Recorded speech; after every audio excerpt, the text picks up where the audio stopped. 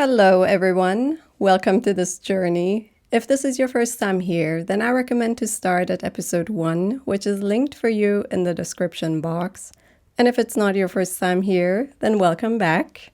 In this episode, I would like to talk to you guys about the next energetic tool that I discovered as I was navigating this phase of my life. In the previous episode, we spoke about the shape of life. And I chose to give you guys that tool and that principle for navigating critical phases in life as the first one, because to me it was probably the biggest takeaway and something that truly helped me understand everything that I was experiencing, understand the messages, understand the learning lessons behind everything, and ultimately successfully complete a task, successfully face a challenge, and successfully navigate through the entire phase, those 4 years. So, what makes something an energetic tool or an energetic principle? From my point of view, it's something that you can apply to an entire phase of life, something that you can apply to every day of your life. And ultimately, it doesn't matter whether it's a good phase or a challenging phase of life.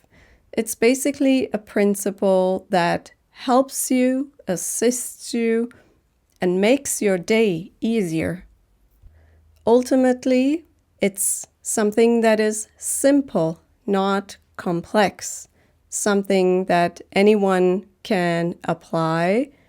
It just takes a little patience and practice. What else makes something an energetic tool or principle? I would say that it's something that is accessible for everyone. After all, we all have the same rights in this universe.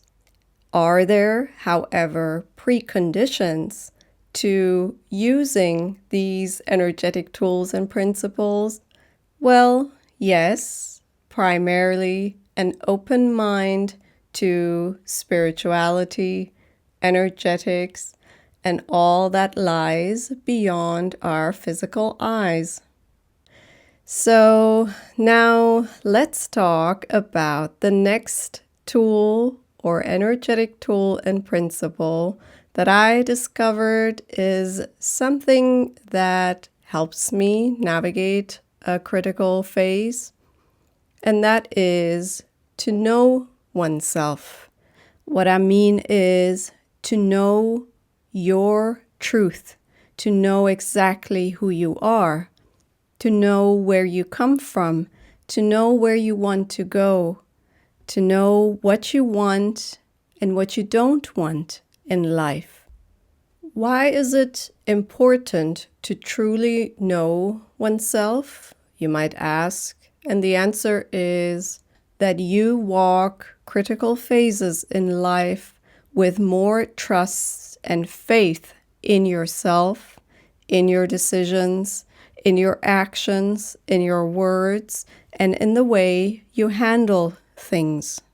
And why is that important? Well, because one thing that a life crisis, a spiritual awakening, or any challenging phase in life have in common is that we oftentimes walk those phases alone.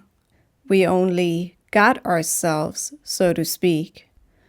And so, bottom line, you need to be able to rely on yourself.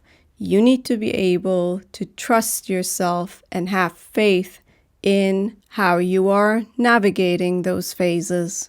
Because quite often it's also possible that you face additional challenges to the overall crises that you are facing. And what I mean is, for example, you might face backlash from your loved ones, or there might be some malefic energetic influences that try to put more challenges and obstacles in your way. and even make you question yourself, make you doubt yourself. Now, why is that, you might ask? Based on my experience, when you are going through a life crisis or a spiritual awakening, what lies right ahead of you is growth, expansion, freedom, and ascension. It's something that you're experiencing to elevate yourself from where you've been so far. And most often, those surrounding us, family or friends, a partner, people at work, and also malefic energies, don't want you to grow. Why is that? Maybe because if you grow, if you free yourself, if you expand and ascend, then they must too. Then they have to grow and expand as well. And they might feel triggered, maybe because they don't want to or they're afraid to. And on the part of those negative energies, I would say that they lose you as a source of energy. So they try their best to deceive you, to trick you, to send you false information, images, ideas, thoughts, feelings. Hence, why I say that it's really, truly important to know yourself.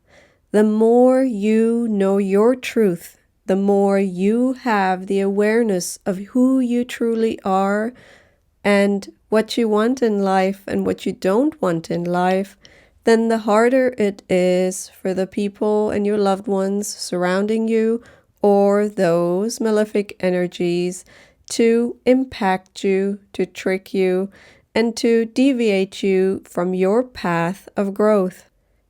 But everything also always has a positive side to it. Let's call it a positive side effect. The more backlash you face on the outside and the more trickery you face on an energetic level, those experiences bring you closer to yourself. In a way, they connect you consciously and with awareness to your truth. But in order to benefit from the side effect and in order not to lose yourself in the process, it's important to have a solid base. And what I mean is that you first create that connection to your truth, that you have a solid base in terms of knowing who you are and knowing your truth, because then that solid base is something that anchors you and assists you in staying aligned and not losing yourself in the process. And so at this point, I would like to invite you to reflect upon how well you truly know yourself. Do you know what you want in life and what you don't want in life? Do you have the awareness of who you truly are? Are you aware of your ethics in life? Because if you do, then that's wonderful, and you have that solid foundation to face any challenge, crisis, or awakening in life. If you don't, or if you have doubts about how well you have that connection to your truth and that foundation, then maybe that's one of those first things you can do at this point.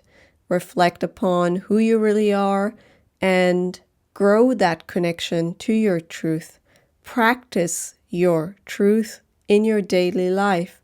And so the foundation and your base can become more and more solid and strong.